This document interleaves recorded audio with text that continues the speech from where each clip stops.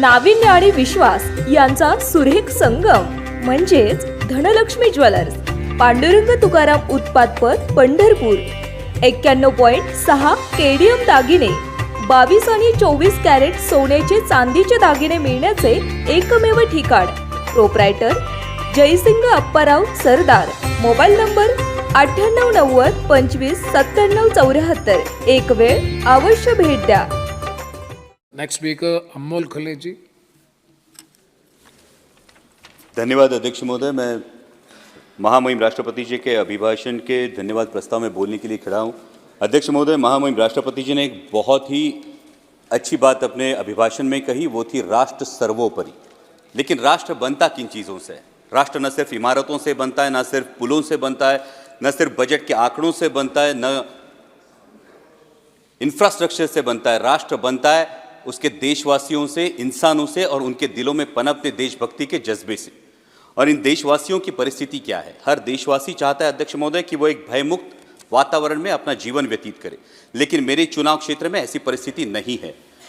National wild life सर्वे का अगर हम रिपोर्ट देखे तो उसके अनुसार मेरे चुनाव क्षेत्र में 400 से 500 लेपर्ड्स का अधिवास है. और मेरे चुनाव क्षेत्र में दिन में 3 फेज लाइट नहीं होती, इसलिए रात में खेत को पानी देने के लिए जाना पड़ता है. और आए दिन किसी न किसी पर लेपर्ड का हमला होता है.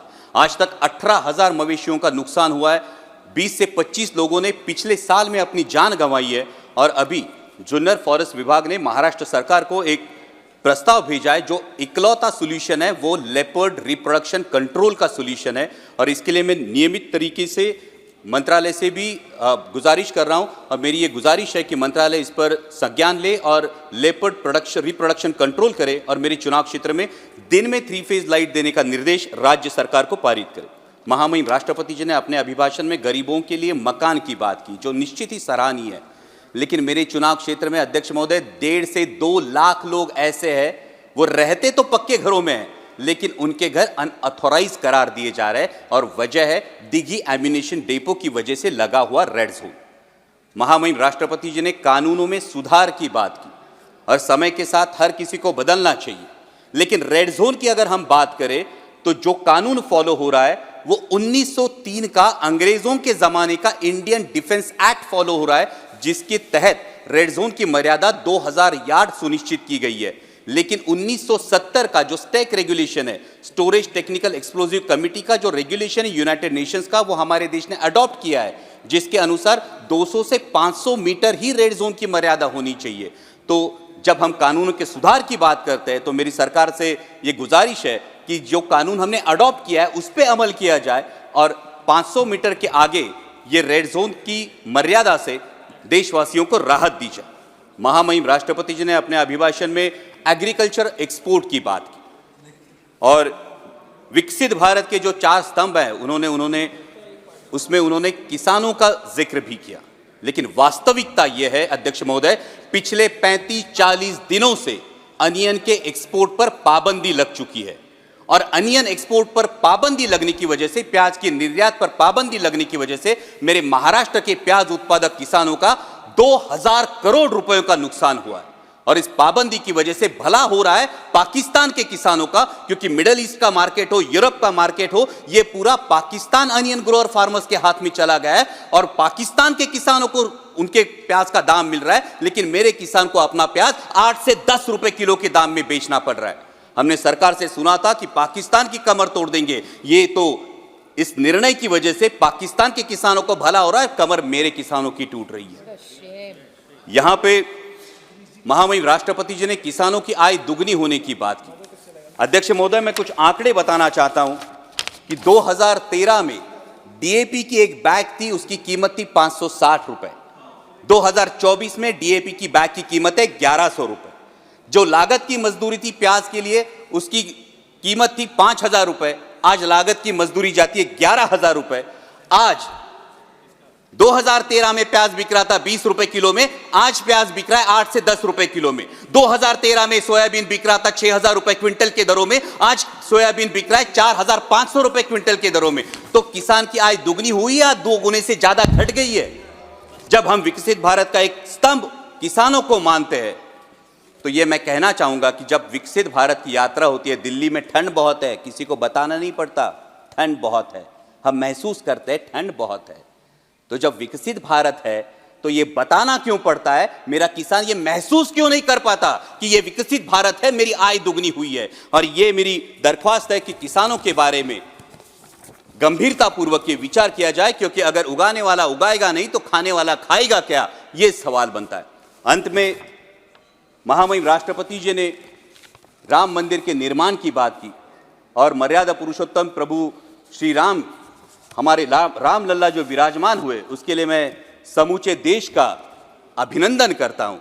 और उसी के बारे में कुछ पंक्तियां कहकर मैं अपनी वाणी को विराम दूंगा। अध्यक्ष महोदय, जब राम लल्ला की प्राण प्रतिष्ठा की बात आई तो किसी ने कहा बिना कलश के प्राण प्रतिष्ठा कैसे होगी, किसी ने कहा बिना कलश के प्राण प्रतिष्ठा कैसे होगी, किसी ने कहा जब चुनाव ही प्राण हो तो सोचो कौन सी प्रतिष्ठा दांव पे लगी होगी। लोग तो कुछ कहेंगे, लोगों का काम है कहना, आप जन की बात मत सुनना, सिर्फ मन की बात करना। फिर भी खुश थे हम, फिर भी खुश थे हम। 500 साल का सपना जो पूरा हो रहा था, हमारे अंदर का हिंदू भी पूरी तरह से जाग गया था। तो चल पड़े अयोध्या की ओर, राम लल्ला की दर्शन की आस लगाए। चल पड़े अयोध्या की ओर, राम लल्ला के दर्शन की आस लगाए। जो सामने नजारा देखा वो देखकर दंग रह गए। वो 3 मंजिले, 400 खंबे, 32 सीढ़ियां, जय श्री राम का नारा लगाते हुए हम सीढ़ियां चढ़ने लगे। राम लल्ला से क्या गुहार लगाए ये सोचने लगे। पहली सीढ़ी पर याद आई महंगाई, पहली सीढ़ी पर याद आई महंगाई, दूसरी पर देश में बढ़ती बेरोजगारी, तीसरी पर पत्रकारिता की चरण चुंबकता, चौथी पर सेंट्रल एजेंसीज की संदिग्ध भूमिका। हर सीढ़ी पर कुछ न कुछ याद आ रहा था, हर सीढ़ी पर कुछ न कुछ याद आ रहा था। कहीं 15 लाख का जुमला, कहीं किसानों का आक्रोश था, कहीं महिला कुश्तीगिरों की वेदना थी, कहीं सालाना 2 करोड़ रोजगारों का वादा था, कहीं बढ़ती सांप्रदायिकता थी, तो कहीं चुनिंदा पूंजीपतियों पर मेहरबान हमारी सरकार का चेहरा था। इस वास्तविकता ने झंझोड़ने के बाद, इस वास्तविकता ने झंझोड़ने के बाद भी हम अंधभक्तों की तरह चलते गए। होश तो तब संभाला जब राम लल्ला के दर्शन हुए। हमें नतमस्तक देख राम लल्ला मुस्कुराते हुए बोले, हमें नतमस्तक देख राम लल्ला मुस्कुराते हुए बोले, मैं कल भी था, आज भी हूं, कल भी रहूंगा। जितना इस मंदिर में हूं उतना ही तुम्हारे मन में रहूंगा। लेकिन याद रखना हमेशा, लेकिन याद रखना हमेशा, मैंने त्रेता युग में रामराज जलाया था, तुम कलयुग में जीते हो जहां संविधान ने गणराज जलाया है। धर्म समाज का किनारा जरूर है, धर्म समाज का किनारा जरूर है, लेकिन देश एक बहती धारा है। किनारे को धारा के बीच में लाया तो प्रवाह अड़ जाता है, प्रगति के पथ से हट जाता है। इसलिए धर्म का ठेकेदार नहीं, पहरेदार बनना चाहिए। इसलिए धर्म का ठेकेदार नहीं, पहरेदार बनना चाहिए। तुम रहो न रहो, वो रहे न रहे, ये देश रहना चाहिए, देश का संविधान रहना चाहिए, देश का लोकतंत्र रहना चाहिए, ये देश रहना चाहिए। जय हिंद, धन्यवाद। धन्यवाद, धन्यवाद।